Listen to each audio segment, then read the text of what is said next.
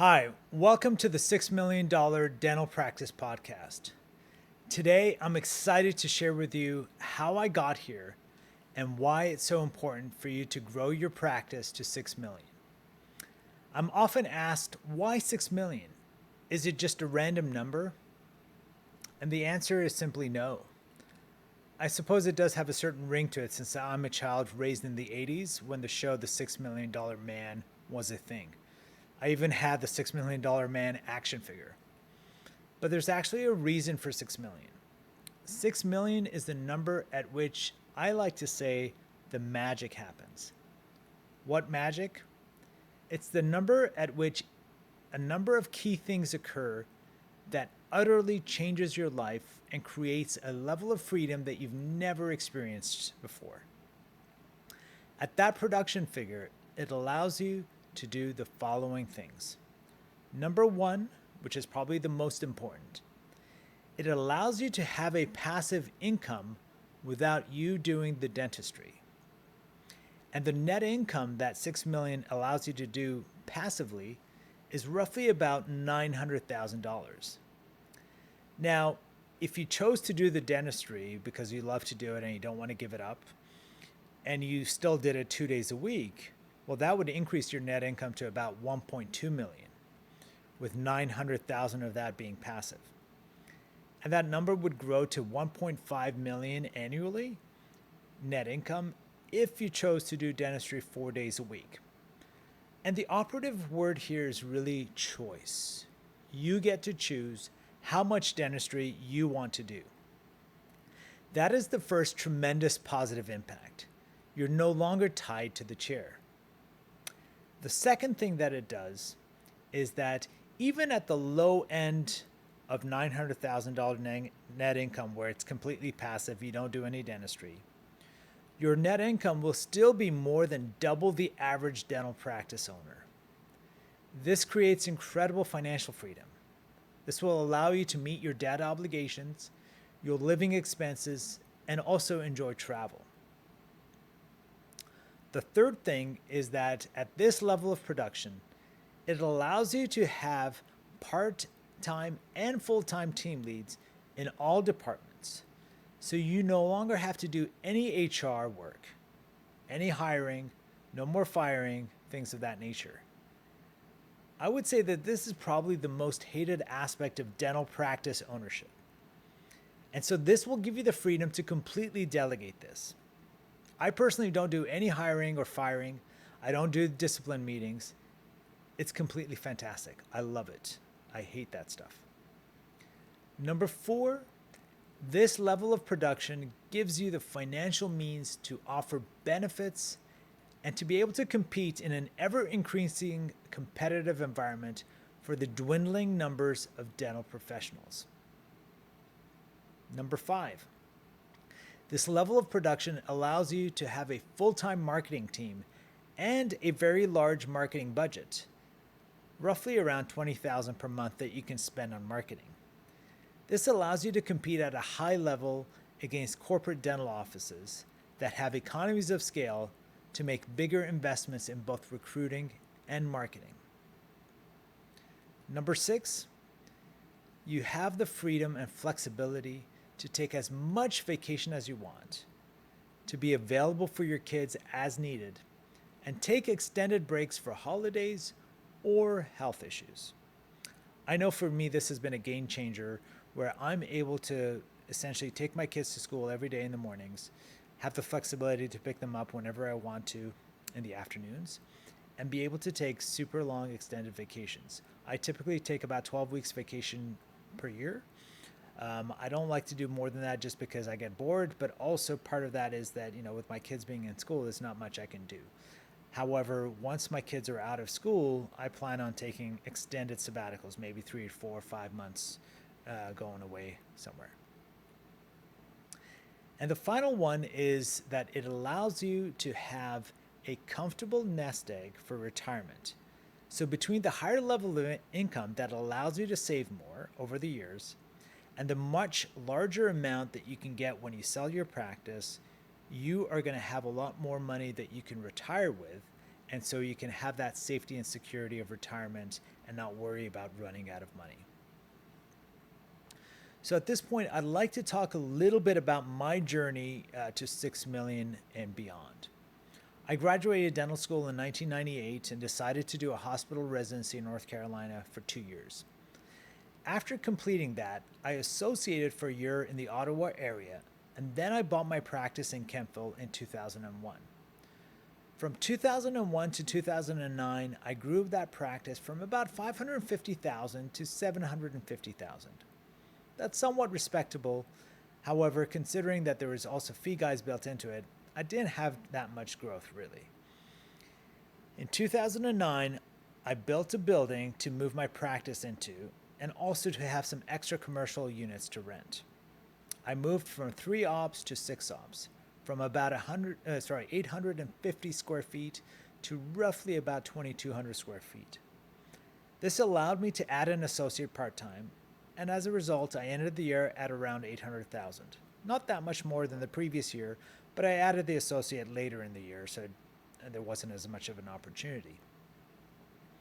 Within 5 months of building the building, having assumed really large loans for the building, as well as the fit up and equipment of my new location, I also decided to buy a new home with a large mortgage with my wife. I mean, life was good. I was riding a high of all this new building, growing my business, a new home, etc. I felt like I was invincible.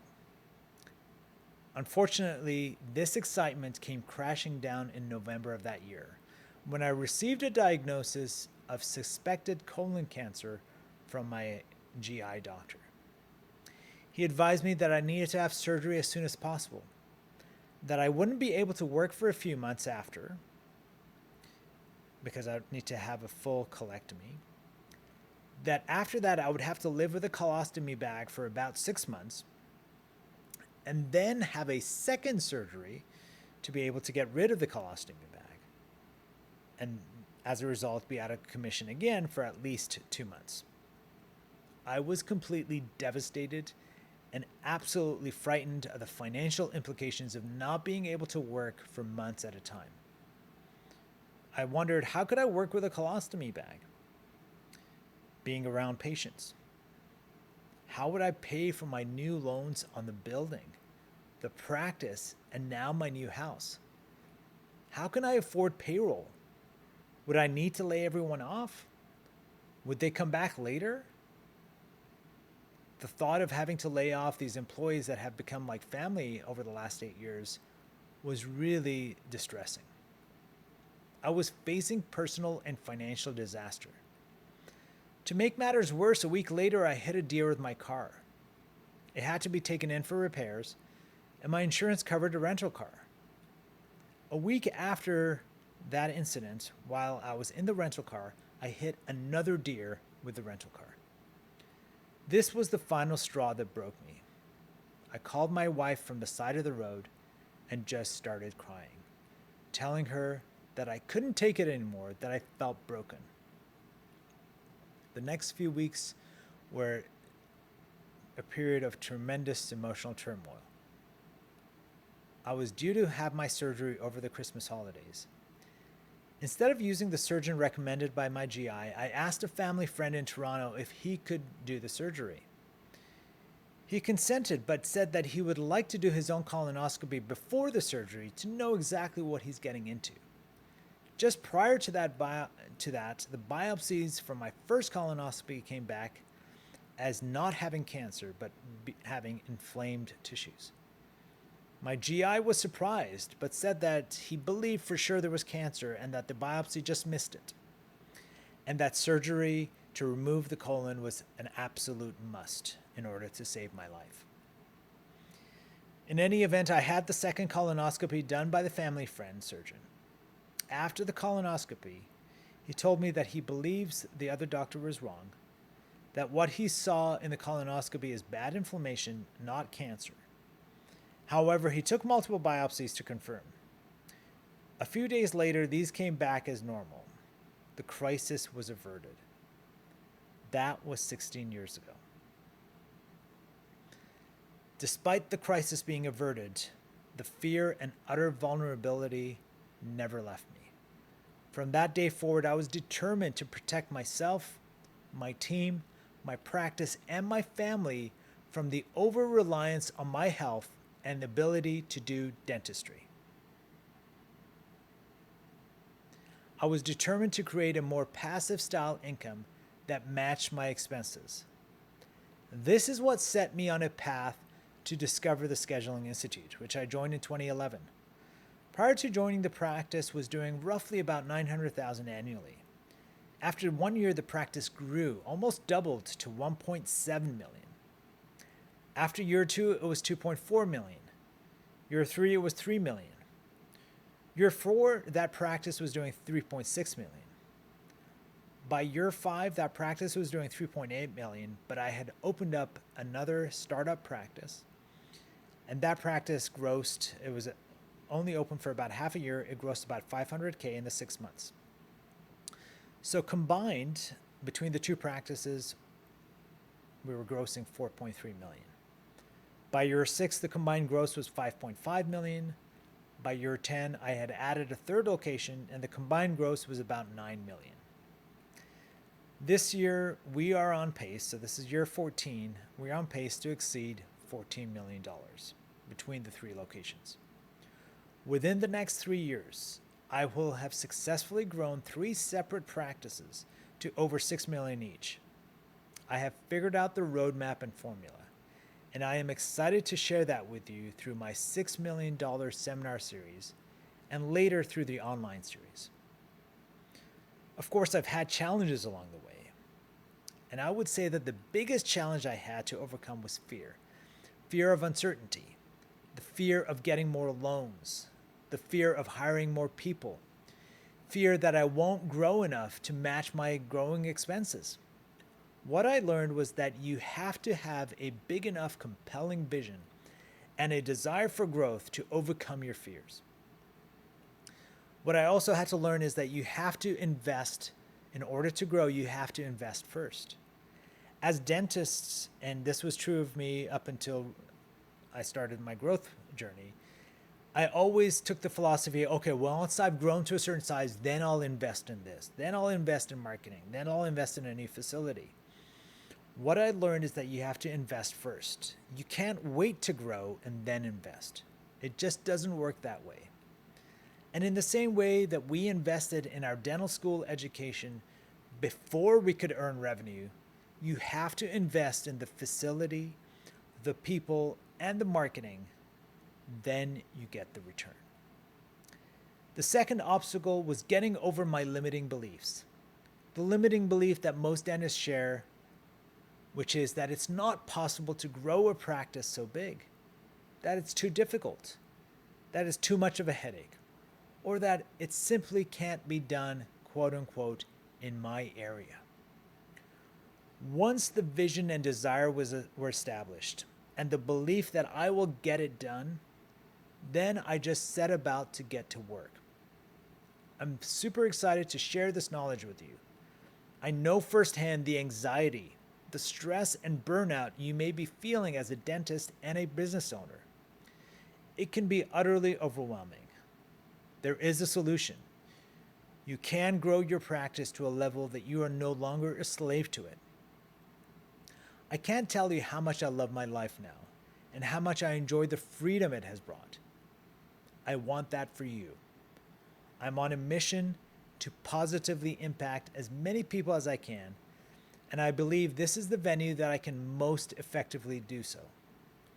By helping you transform your practice, it will allow you to transform your life, which will positively impact your family, your friends, your loved ones, as well as your team members and their families. It will also positively impact your patients and the wider community. Life is too short to not live it to your full potential. Your potential is untapped. I'm here to show you the path that helped me achieve a greater level of my potential and experience a higher level of joy in my life. So here are my takeaways for you that will help you on your journey. Number 1, Set a target date for your current income to be matched by passive income from the practice. This will create the necessary safety and security. Number 2, learning and growth is key. Spend 15 minutes every day learning something new about growing your practice. Number 3, go to 6million.ca. That's the number 6million.ca, and fill in the form to get my free document, The 9 Keys to Grow Your Practice to 6 million. And finally, I invite you and encourage you to go to 6million.ca and register for the $6 million seminar series. If you have any questions, please don't hesitate to reach out to me. We can set up a call and I can kind of guide you through this process. Thank you all for listening, and I look forward to working with each and every one of you.